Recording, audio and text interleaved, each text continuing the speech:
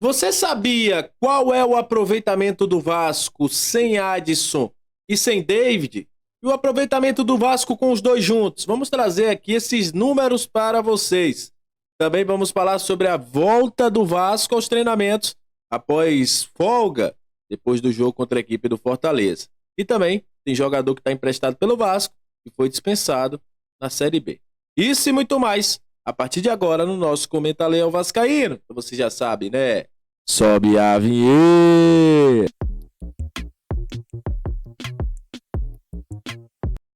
Salve, salve, torcedor vascaíno, salve minha galera do Comenta Léo, saudações vascaínas, já estamos entrando no ar para falar de Vasco, já mando um abraço para todo mundo que está sempre junto com a gente, que curte, compartilha, que se inscreve no nosso canal, que deixa o seu comentário, muito obrigado, a galera que está chegando pela primeira vez, se inscreve, dá uma moral, continua nos ajudando a crescer, que o nosso Comenta Léo falta menos de 35 pessoas para que a gente possa chegar aos 14 mil inscritos, e eu conto muito com você.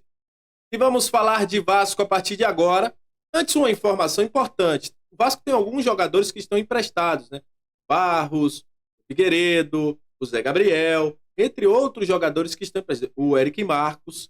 E hoje, o Coritiba, que tem aí Zé Gabriel e Figueiredo, anunciou que o Figueiredo não faz parte dos planos para a temporada que vem. Não terá o seu contrato renovado. A priori, o Figueiredo retorna ao Vasco. Mas, obviamente, o jogador deve ter aí um novo futuro, vamos dizer assim. Por quê? Porque o Vasco não deve utilizar o Figueiredo. Né? Não foi utilizado essa temporada, não deve ser utilizado mais à frente. E o jogador que fez 31 jogos pela Série B, um gol, 2 assistências, tomou 4 cartões amarelos. Deixa aí o time do Coritiba. O Coritiba anunciou hoje, o atacante Robson também não fica, o Aleph Manga também, entre outros aí que estarão fora do Coritiba. Lembrando que Figueiredo tem contrato até 31 de dezembro de 2026 com o Vasco. Tinha aí uma opção de compra, né? Preferência, na verdade, de compra no valor de 3 milhões de euros, 16 milhões na cotação atual. Chegou a ter demonstrado interesse de Cuiabá, Goiás, clubes de fora, como do Japão, o próprio Ludogorets também, mas o Figueiredo não fica no Coritiba. Vamos ver qual será o futuro dele no Vasco da Gama na temporada que vem. E aí, vamos falar também sobre volta aos treinos, né? Antes de trazer o aproveitamento, né? As estatísticas, o Vasco voltou aos treinos hoje. E, obviamente, já aí se ligando para o jogo contra a equipe do Internacional. Você tá vendo aí Hugo Moura e o nosso querido Dimitri Payet treinando normalmente, treinaram debaixo de chuva. O Vasco teve 2 dias de folga, né? No sábado o Vasco teve um regenerativozinho aí, depois 2 dias de folga, o Vasco retornou hoje e visando aí o jogo contra o Inter, jogo importante.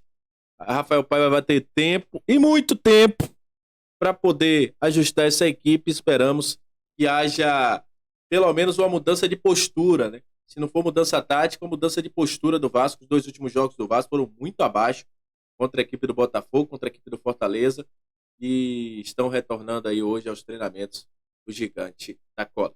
E aí, vamos falar de algo que a galera sempre fala aqui nos comentários também, nas redes sociais, e eu gostei que a galera do Espião Estatístico trouxe, a Espião Estatístico do GE trouxe esses números, essas estatísticas.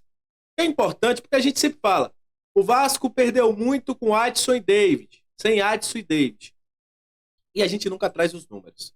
E tá na tela aí para você ver um comparativo. Primeiro, o Vasco com o Adson, só o Adson iniciando como titular. Foram 22 jogos, 11 vitórias, 7 empates e 4 derrotas. Um aproveitamento de 60,6. Então já mostra que faz muita falta. Aí a gente tem esse dado aí pela galera do GE, que é o Vasco iniciando somente com o David. Teve mais jogos, 31 jogos, até porque na época ali do Ramon Dias o Adson não era tão utilizado.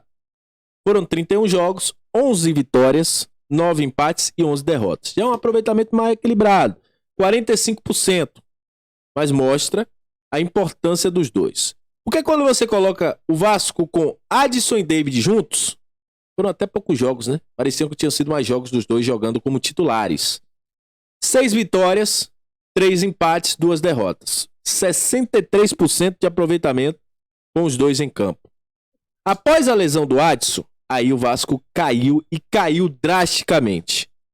Foram 15 jogos, 5 vitórias, 4 empates, 6 derrotas, 42% de aproveitamento. Após o David ter saído, aí piorou ainda mais. O Vasco teve 8 jogos, 2 vitórias, 2 empates e 4 derrotas. Então esses números mostram a importância que esses dois têm para o time e como esses dois se encaixavam perfeitamente nos estilos de jogo do Vasco. O Adson, para mim, tinha evoluído muito com a chegada do Rafael Paiva. O David, um jogador de mais força, que auxiliava muito também na chegada à área. E isso, sem os dois, o Vasco não tem jogadores com essa característica. O Emerson Rodrigues é mais driblador, mas tem dificuldade na finalização. O Jean David não é jogador para ir para cima, é um jogador mais cadenciado, um jogador mais de toque de bola, não é jogador de estar indo para cima para driblar. O Ryan é um jogador mais de força, mas que joga muito mais centralizado. Então falta ao Vasco essa característica de pontas que esses dois tinham. O Adson, o cara que vai para cima, que busca a finalização da jogada. O David, um cara de força, que usa muito esse espaço de força para poder ganhar os seus lances, chuta de fora da área. Então o Vasco perdeu muito com a saída dos dois. E coincidentemente, quando os dois saem do time, é o momento em que o Coutinho tem mais minutos. E aí ficava aquela, o Vasco tá perdendo porque o Coutinho não tá em campo. Mas o Vasco tá perdendo muito porque o Vasco não tem esses dois.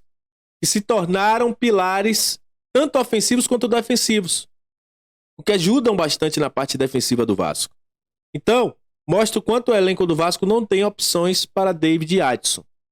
E tem gente que questiona, né? O Vasco poderia ter um jogador para ser titular, mas o Vasco não tem nem jogador para substituir os dois e, quiçá, para colocar os dois no banco. Então, fazem muita falta nessa reta final. Muita falta mesmo. E o Vasco perde na dinâmica de jogo. O Vasco não conseguiu encontrar jogadores que façam aquilo que Adson e David faz. Aí eu quero dizer aqui que Adson e David são os craques do time? Que Adson e David são os grandes jogadores do Vasco? Não. Só que os dois se encaixaram melhor na ideia de jogo do Rafael Paiva do que os outros. Os outros não conseguiram dar a dinâmica de jogo que o Vasco tinha com esses dois em campo. Então, os números não mentem. O Vasco perde e muito sem Adson e David em campo. E aí, gostaram do nosso conteúdo de hoje? Deixa aqui nos comentários, se inscreve, dá uma moral que eu ficarei muito grato. Só deixando um recado à galera aqui, eu vejo que tem uma galera que às vezes comenta o vídeo, a gente tá comentando o vídeo enquanto tá assistindo. Galera, assistam o vídeo até o final, pelo amor de Deus. Às vezes tem uns comentários que eu falo assim, esse cara não assistiu o vídeo não.